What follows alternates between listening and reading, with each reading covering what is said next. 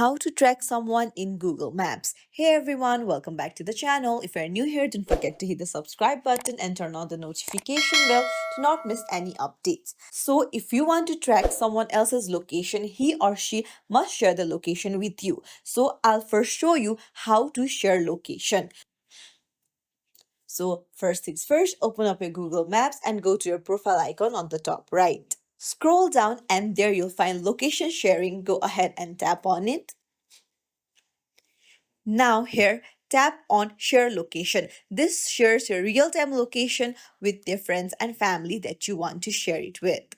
There you'll have to copy your link, send it to someone who you want to share your location with, paste it, and now if he or she opens this, he or she will be able to track your location, and you can do the same with the other person as well.